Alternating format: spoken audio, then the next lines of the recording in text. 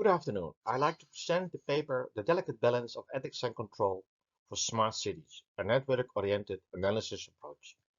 The paper is written by Moaz Daza, Doris Duivenstein, Maria Jauma, Florian Reichert, Nick Bartels, Debbie Bauma, Jan Treur, and Peter H.M.P. Roelofsma. The study was done in collaboration with the Hague University of Applied Sciences and the Vrije Universiteit Amsterdam, working together in the Cybersecurity Living Lab in The Hague. And in this study, we investigate a very interesting balance between personal privacy and technological monitoring, which is very actual and increasingly important because the increase of healthcare with digital systems for care at home and digital self-support allow a governmental response for safety and security in cyberspace. And with the increasing of technology in patient monitoring, privacy becomes a very important concern and a growing concern, particularly the situation when third-party access can play a critical role for sensitive data. And the role of third-party access in all kinds of problems of systemic risk and cascade risk and also supply chain risk has become increasingly important to address, particularly when it comes down with the risk management and the control and monitoring of the security of a system. And this paper models the dynamic relationship between these factors using an adaptive network model and allowing several what-if analysis to be done, which concerns the particular situations and characteristics of certain contexts and examining the effects of it. In this paper, the objective is to analyze how privacy concerns influence public satisfaction, and particularly how governmental action in healthcare monitoring system relates to the public satisfaction. And computational modeling is an innovative approach, and we use the adaptive network-oriented modeling approach as developed by Jan Treur and used in our group, particularly since it was new here to adapt it and to apply it to cybersecurity risk management, and particularly the situations of safety and security in cyberspace for healthcare. And using this method allows us to examine potential risks. And actually, we are using artificial intelligence as a risk assessment method for cybersecurity. The NIST framework, the well-known NIST framework, can be used in this scenario to manage the risk and vulnerabilities. And the NIST framework consists of 5 steps: identify the vulnerabilities and the risks, protection to protect the assets, detect to take care of potential threats and monitor them, to respond to it, and to recover. If you use and apply this NIST framework to our situation, it involves the first step to understand the cybersecurity risks associated with the healthcare monitoring system. This includes the use of the activated belts and the smartwatches. The second step is to protect. It means the implementation of measures to safeguard the patient's data and monitoring system against threats. The third step is to detect. That means to establishing systems to identify events promptly, such as the implementing of continuous monitoring solutions like SIEM, the Security Information and Event Management Systems, to track and analyze security events real time. The fourth step is to respond, developing and executing response plans to address detected cybersecurity incidents effectively.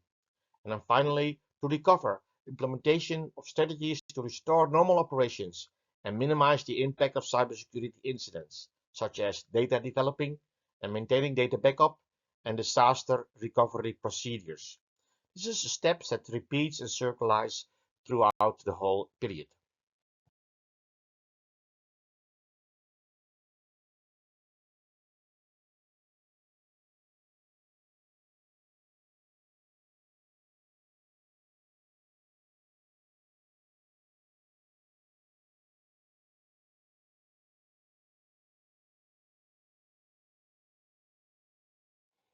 We have used the following method in our research. We developed an adaptive network model, and that model simulates a healthcare monitoring scenario where the patient data is continuously collected via wearable devices. When privacy issues such as third-party access for advertising arise, the model simulates public outcry and governmental response.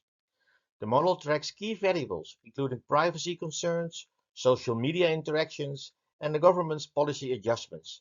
There are several feedback loops that reflect the public satisfaction, and with different layers of adaptation, we can run several simulations, and we can also examine several what-if scenarios. You see here depicted a temporal causal network-oriented model of the scenario that we just described. You see three levels. The first level is the base level. The second level is the adaptation level of feedback learning. And the third level is the adaptation of the adaptation. You see at the base level a scenario developed. In fact, it is depiction of the whole pathway, the clinical pathway and the reactions in the social pathway of the safety and security. By using our method, we can examine the risks and the vulnerabilities and the reactions to it, the effects of a whole event and a pathway for safety and security.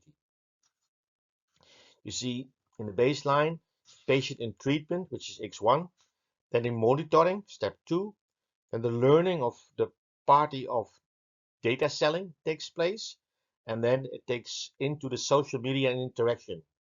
As a result of this, you see X5, the media concerns and a public outcry, the anger, and also the governmental reaction to privacy concerns of suppression and the use of X10 implementation encrypted monitoring AI without third-party access is also depicted there as a reaction.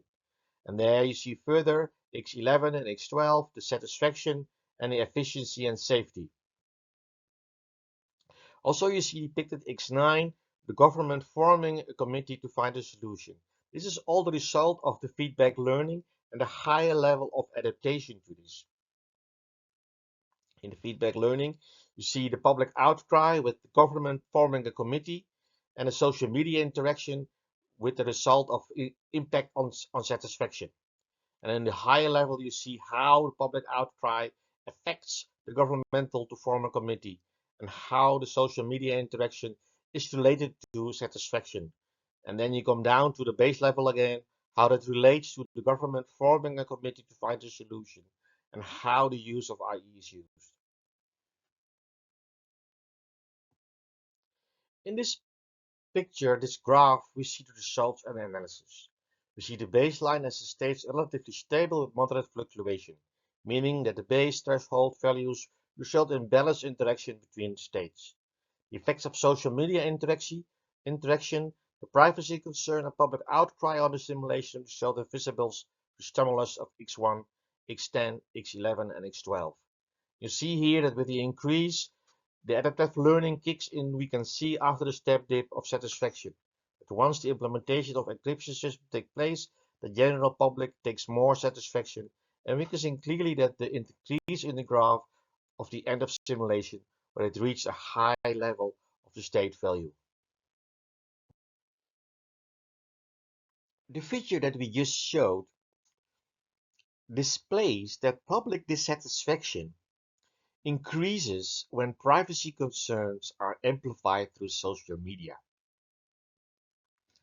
Social media can have a strong amplification effect, and particularly when it concerns issues like privacy. And public dissatisfaction is an crucial impact through these media, and it's important to react on it and to take it into consideration. And we also see that governmental responses can be highly important to this. We examined the implementation of encrypted IE-based monitoring systems, and they were found to significantly improve the public satisfaction. We also did some other studies. You can read it in our paper, several what-if analysis. And a what-if analysis is an important method for risk analysis and risk assessment. And this demonstrated that timely and adequate government intervention may reduce the impact of privacy concerns. And the government has an important role in restoring public trust. The role of the government into the risk assessment and the communication with the media is particularly important for the future, and it requires continued vigilance. The governmental role in becoming a leader and also a monitoring responsibility emphasizes the need for robust privacy protection, and measures for transparent government are crucially important. And this paper demonstrates several things. First thing, it demonstrates the importance of this AI-based risk assessment method of network-oriented modeling to assess potential scenarios and to see, using different what-if analysis, what can happen in conditions of specific characteristics of a context. And we need to spend more time in assessing the vulnerabilities. With the increase of digital dependency, digital interdependency, and interoperability of systems, it is important to have a vigilant aspect of how the vulnerabilities can interact together. And it is very important to keep a governmental reaction on this and to have the important focus on public satisfaction in use of these systems. This is only not important for safety, but also it's important to have the public satisfaction satisfied there, because we need the public to also use these systems in a safe and secure way.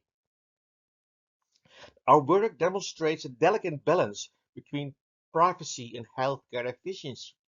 In a time where the government wants to more and more make citizens independent and do the work of care themselves at home and use digital environments and all kinds of devices, mobile and semi-mobile, the importance of a vigilant, active government is crucial here.